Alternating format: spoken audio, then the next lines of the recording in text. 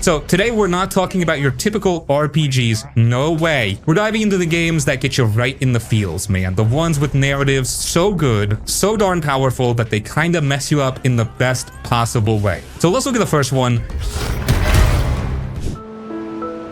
Final Fantasy X. Well, let's talk about a classic, Final Fantasy X. If you've never played this one, you're honestly missing out on one of the most iconic RPGs of all time. This game first dropped on the PlayStation 2, and even after all these years, it still holds up like a champ. It's got that timeless mix of emotional storytelling, lovable characters, and turn-based combat that feels just right. Step into the shoes of Tidus, a young pro athlete living his flashy life in a futuristic city called Zanarkand. One day, his world basically explodes, literally, and he ends up in this totally different place called Spira, a land filled with ancient ruins, temples, and a mysterious force of destruction known as Sin.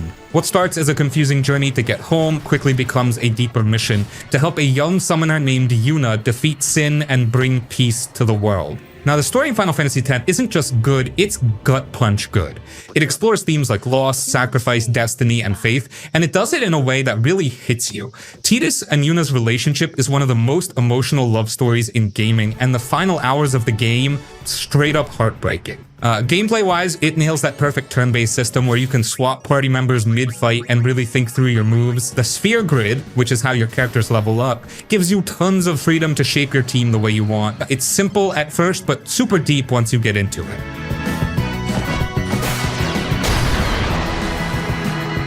Also, this was the first Final Fantasy to have voice acting, which made the characters feel way more alive, even if some of the delivery was a little meme-weavly. You know, that laugh scene. But honestly, that awkwardness kinda adds to the charm. Bottom line, Final Fantasy X is one of those rare games that sticks with you long after the credits roll. It's beautiful, it's emotional, it's epic, and if you're into story-driven RPGs, this one's essential. He saw his whole unit die on a cruise. Mass Effect Trilogy. This is the gold standard for sci-fi RPGs, period. If you're into deep storytelling, unforgettable characters, and the kind of choices that actually matter, then Mass Effect isn't just a recommendation, it's a requirement. You play as Commander Shepard, a badass space marine with one mission: save the galaxy from a terrifying ancient threat known as the Reapers. Sounds straightforward, right? But what makes this trilogy so special isn't just the end of the world stakes, it's how you get there. Every decision you make, every relationship you build, every side quest you complete, they all carry weight.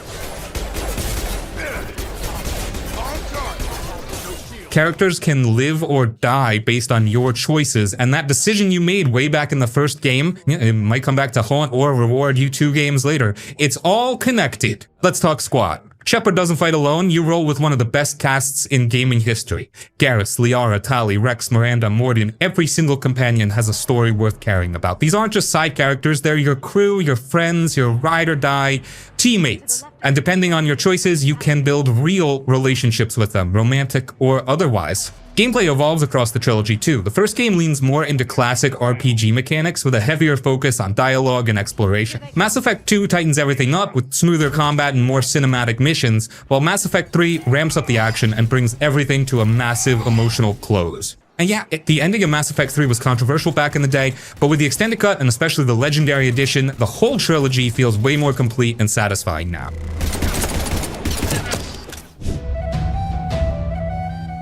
The Witcher 3 Wild Hunt. If we're talking RPGs you have to play, there's no skipping The Witcher 3 Wild Hunt. This game didn't just raise the bar, it redefined what a modern open-world RPG could be. Released back in 2015 and still dominating best games of all time lists today, it's basically required gaming at this point. Geralt. You play as Geralt of Rivia, a gruff, silver-hailed monster hunter with a heart buried somewhere under all that sarcasm and steel.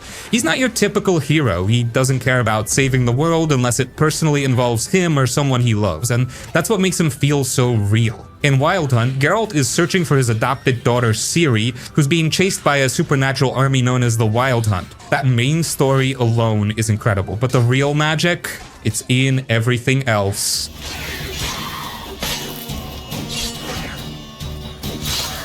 this world. Man, it's alive. Every village, forest, and ruined castle has its own history. The side quests aren't just filler, they're full-blown stories, often better than the main quests in other games.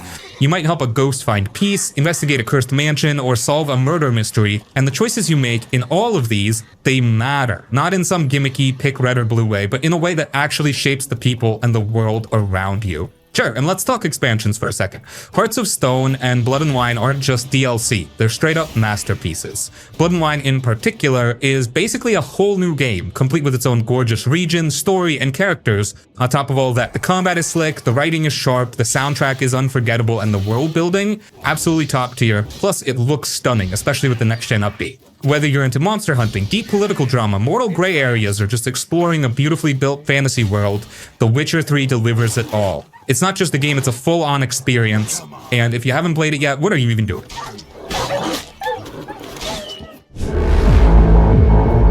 Cyberpunk 2077. This game has become a serious contender in the RPG world.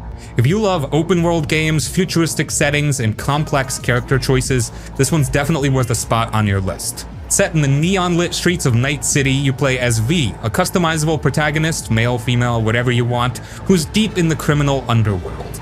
Your goal, well, that depends on the path you choose, but it's all about surviving, making a name for yourself, and navigating a city run by mega corporations, gangs, and all sorts of shady folks.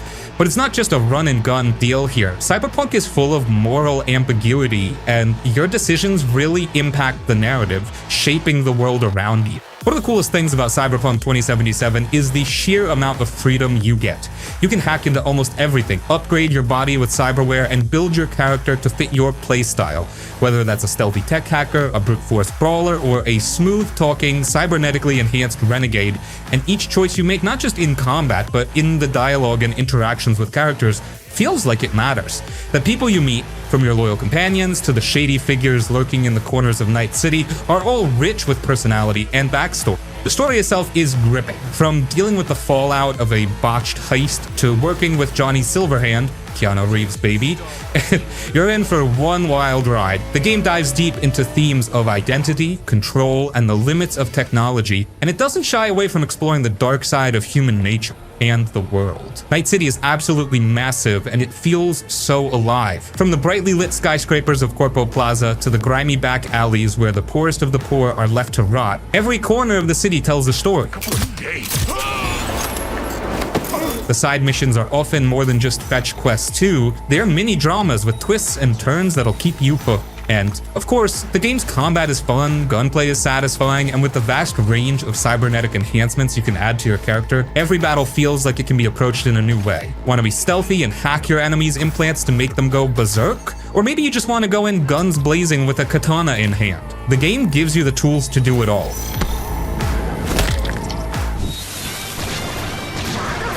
Persona 5 Royale. If you haven't played Persona 5 Royal, then it's time to step into one of the most stylish, unique, and downright addictive RPGs out there. This game isn't just a typical JRPG, it's a whole vibe.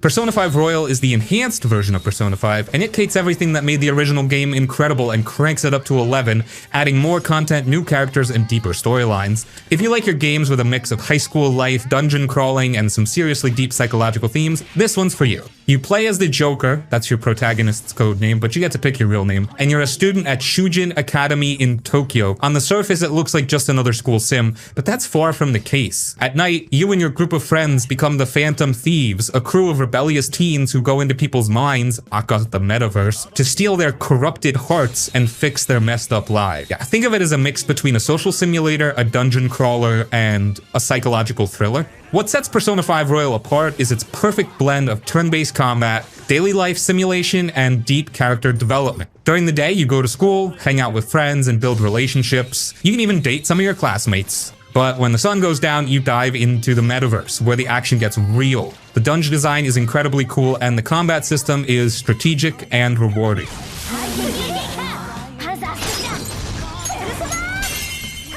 Every fight feels fresh thanks to the way the game plays, with weaknesses, elemental attacks, and your team's unique personas. Think of these as magical beings that help you in combat. But Persona 5 Royal isn't just about looks and cool mechanics, it's about story. The game touches on deep themes like societal pressure, corruption, and personal freedom. The characters you meet are unforgettable, each with their own struggles, and as you help them through their own personal growth, you'll find that your own relationships get stronger. And the best part, the game is huge. Between the social activities, building your relationships, fighting in the metaverse, and experiencing all the twists in the story, you'll be hooked for hours. The new content in Royal adds even more depth to the story and characters, including a new character, new locations, and a brand new palace to explore. Plus, there's a whole new epilogue that takes the experience to an even more emotional level.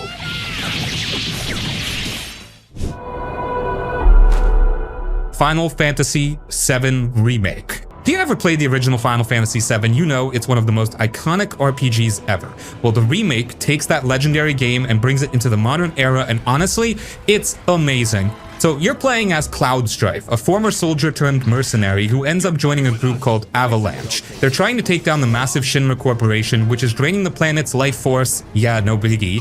At first, it's all about saving the planet, but as the story rolls on, things get way deeper, full of twists, turns, and emotional moments that'll keep you hooked. Now, if you're used to the turn-based combat of the original, this remake changes things up. Instead of waiting your turn, the battles are real-time, but with a little strategy mixed in. You can switch between characters in the middle of the fight, use special attacks, and even slow down time to pull off some sweet moves. It feels super smooth, and it's just fun to engage in, even if you're new to action RPG.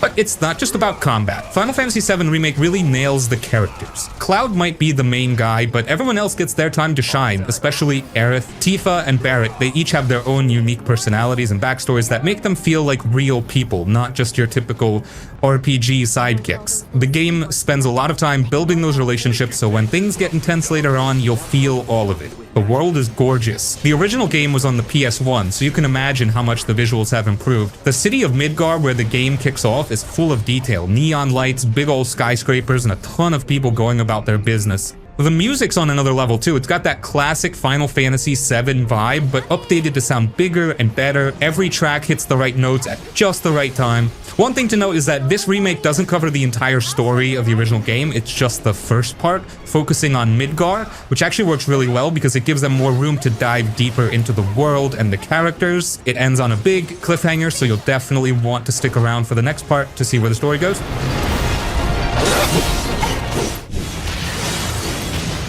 Nier Automata. Let's talk about Nier Automata. This game, it's different. In the best way. It looks like a fast-paced action game, and yeah, it totally is. But underneath all the stylish robot slicing and slick combat, it hits you with a story that's deep, emotional, and honestly kinda existential. You play as 2B, a badass android warrior in a world where humans have fled to the moon and Earth is overrun by alien machines. Sounds wild already, right?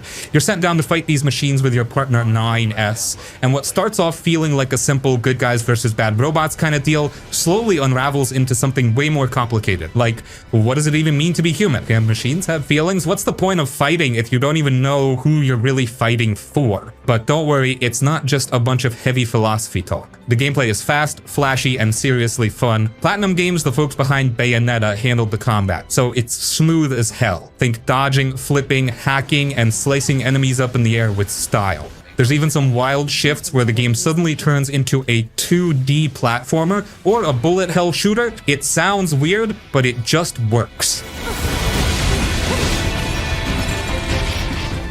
And then there's the soundtrack. Oh man, it's one of the best video game soundtracks ever. The music somehow makes boss fights feel even more intense and emotional at the same time. Like, you'll be hacking a robot to pieces, but the music will make you feel bad about it. That's the kind of game this is. Now, here's the cool part. The game has multiple endings, like a lot, but don't think of them as good or bad endings. Each playthrough actually adds more to the story. You'll replay events from different characters' perspectives, uncover more of the truth, and slowly piece together what's really going on. And by the time you hit the final ending, it's wild, emotional, unexpected, you won't forget it. Honestly, Nier Automata is one of those games that sticks with you. It's not just about action and cool robots, though there's plenty of that. It's about identity, purpose, and connection. If you're down for a game that makes you feel and think while still being super fun to play, this one's a must. Range combat is advised. I know. Kingdom Come Deliverance. Oh, Kingdom Come Deliverance is not your typical RPG. There's no magic, no dragons, no fantasy creatures. This one's all about gritty, realistic, medieval life. It drops you into 1400s Bohemia, modern-day Czech Republic, and instead of being a chosen one with superpowers, you're just Henry, a blacksmith's son, a regular guy who gets caught up in a civil war after his village gets raided. And from there, things get real. This game is all about immersion, like full-on living in the Middle Ages kind of immersion. You've got to eat, sleep, keep your clothes clean, and even learn to read. Yeah, reading is a skill you unlock. The game doesn't hold your hand either. It expects you to learn how to fight properly with swords, manage stamina, navigate with a map that doesn't show your exact location, and talk your way through 10 situations with skill checks based on speech, reputation, and how you're dressed. It's kind of like Skyrim, but grounded in reality. Combat's a whole thing here. It's not button mashing, you've got to block, feint, parry, and pick your attacks carefully. It takes a little time to get used to, but once it clicks, it's super satisfying, especially in big, chaotic battles where every move matters. Same goes for lockpicking and alchemy, stuff that actually feels like you're doing it, not just pressing a button and watching it happen. The story is surprisingly good, too. Henry starts off pretty naive, but you see him grow and change a lot throughout the game. He's trying to find his place in a world that's way bigger and messier than he realized. The characters you meet along the way feel real, not just NPCs with quests, but actual people with layered personalities, politics, and conflicts. Some are funny, some are jerks, some are tragic, but they all feel grounded. The world itself is gorgeous. Rolling hills, dense forests, muddy villages, old monasteries. It really feels like you're walking through history, and it feels alive. People have daily routines, churches hold services, guards react if you break the law, and there are so many small details that make the whole place feel legit. Does this? But here's the deal, Kingdom Come isn't for everyone. It's slow-paced, super detailed, and can be a little unforgiving if you rush in expecting fast action or instant gratification. But if you're the kind of player who loves getting lost in a deep, realistic world where your choices matter and every victory feels earned, this one's a gem. Line up now! Deal! Xenoblade Chronicles 3. Alright, Xenoblade Chronicles 3 is one of those big, beautiful JRPGs that hits you right in the feels while also throwing you into a massive, wild, sci-fi world that somehow blends fantasy, war, and deep emotional storytelling all in one. You start off in a world called Aeonios, where two nations, Kevis and Agnes, are locked in this never-ending war. And here's the twist. The soldiers fighting this war only live for 10 years. That's it. Their whole life is built around fighting, surviving, and maybe, just maybe, earning the right to ascend in a ritual if they make it to their 10th year. It's heavy stuff from the jump.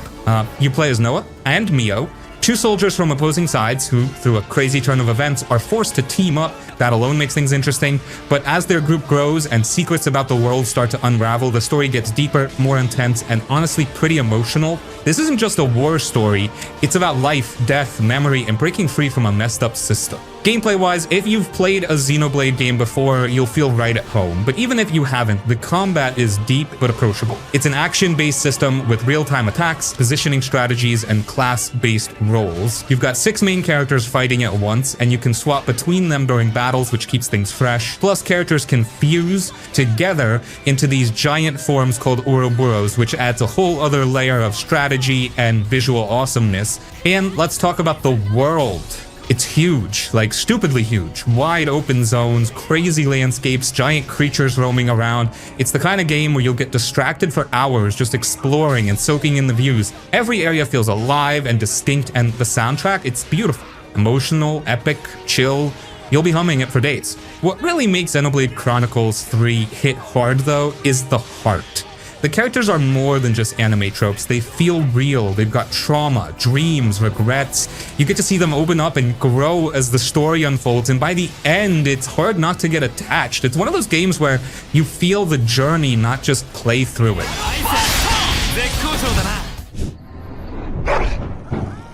Dragon Age Origins. Alright, Dragon Age Origins is BioWare doing what they do best. Epic fantasy storytelling, deep characters, and choices that actually matter. This one came out back in 2009, but it still holds up as one of the most beloved Western RPGs ever made. You start off by picking your character's race and background. human, elf, dwarf. And each one has its own unique origin story. Like literally the first few hours of the game are different depending on who you are. And it actually affects how characters treat you later on. It's not just cosmetic, it changes the whole vibe of your journey. Pretty rare even now. The world is called Ferelden, and it's in chaos. A corrupted army called the Darkspawn is rising from underground, led by a monstrous archdemon. You get pulled into this ancient group of warriors called the Grey Wardens, whose job is to stop this evil. And yeah, it's all very save the world, but it goes a lot deeper. Political drama, betrayal, racism, religious tension, it's all in there. What really makes this game shine is the choices, like real consequences. You're constantly making tough calls. Who lives? Who dies? What kind of ruler takes the throne? Whether you sacrifice yourself for the greater good, and the game remembers. You can play it totally different each time, and it'll feel like a whole new experience. And the companions are total legends. You've got Alistair, the sarcastic but lovable knight, Morrigan, the mysterious witch who's always got her own agenda, Liliana, the spy turned bard, and so many more. They'll fight with you, talk with you, even argue with each other based on your decisions. And yeah, there's romance options too if you're into that. Combat's more tactical than flashy. It's kind of like old school D&D style RPGs. You can pause the fight, issue commands and really think things through, or just go and swinging if that's your style. Each class feels different and useful, and building your team for synergy actually matters. And man, the tone is, it's dark, gritty, and grown-up, but not in an edgy for the sake of it way. It's just grounded. Bad things happen, good people die, the world's a mess, but your choices can shape what comes next. And that's what makes it feel so... Bottom line, Dragon Age Origins is a classic. It's not about fast action or fancy graphics. It's about story, characters, and feeling like your decisions actually mean something. If you like RPGs where you can get totally lost in a rich world with morally great choices and deep lore, this one should be on your must-play list. We must fight. Baldur's Gate 3. If you've ever wanted to feel like you're in a Dungeons & Dragons campaign but with way better graphics and no need to learn all the rules, this is it! You get thrown into this crazy world with a brain worm inside your head, yup, a literal parasite, and your whole mission is basically, don't turn into a mind flare, but things get real complicated real fast. What's cool is how much freedom you have, like actual do whatever the hell you want freedom. Want to talk your way out of trouble? Go for it. Prefer stabbing first and asking questions never? That works too. You can be a total hero, a chaotic mess, or something in between, and the game just rolls with it. You never feel boxed in. Combat's turn-based, but don't worry, it's fun. You can kick people off ledges, throw exploding barrels, summon weird monsters, or just go full wizard and light everything on fire. It's super creative and never gets boring. But the real heart of the game? The characters. Your party is full of absolute legends. Astarion's a sassy vampire who's way too into himself. Shadowheart's got secrets for days. Karlach? Literal sweetheart with a fire demon engine in her chest. Everyone's fully voiced, has their own vibe, and reacts to how you play. You'll get into arguments, build relationships, maybe even fall in love, or piss everyone off and end up solo. It's up to you. The world's massive and beautiful too. Like, one minute you're exploring creepy forests, and the next you're in a glowing underground city or having tea with a devil. Every little side quest has something going on, nothing feels like filler, and it's all voice acted, which makes it feel like you're watching a fantasy show where you're the main character. Disco Elysium. Alright, Disco Elysium is not your usual RPG. There's no combat, no dragons, no flashy powers. Instead, you're a hungover detective who wakes up half-naked in a trashed hotel room with no memory of who you are or what you're even doing there. From that moment on, it's just you, your messed up brain, and a murder mystery that slowly spirals into something way bigger.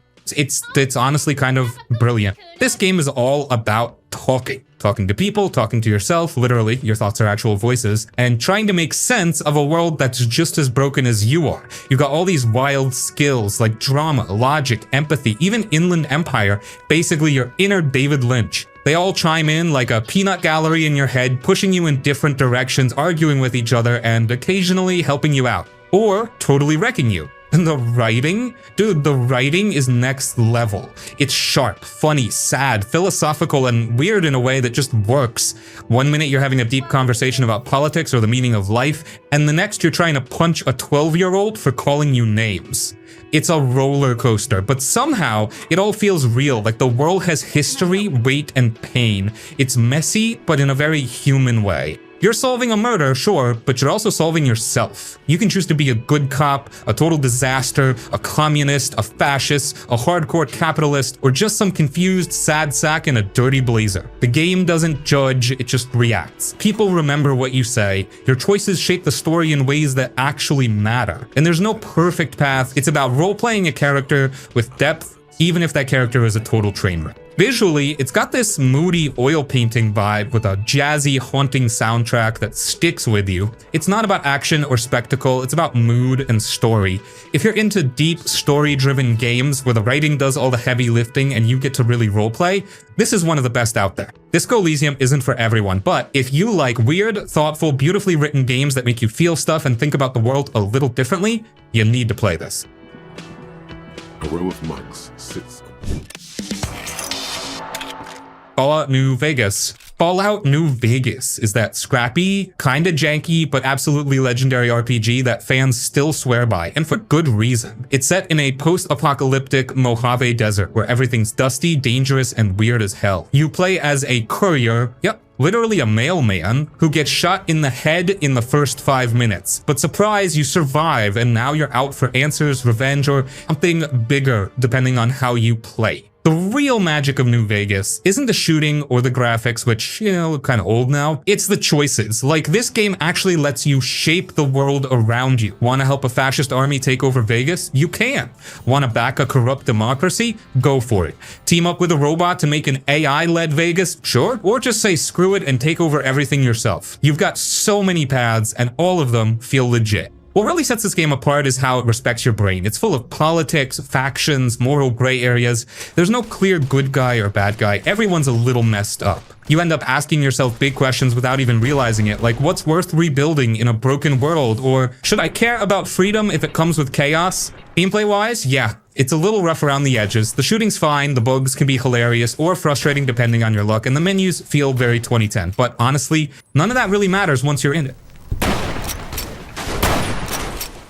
The story, the freedom, and the atmosphere more than make up for it. And man, the vibe of this game is something else. Roaming the desert at night with old-timey music playing on the radio while some random dude in a cowboy hat tells you he's got a score to settle? That's New Vegas. It's quirky, dark, and totally unforgettable.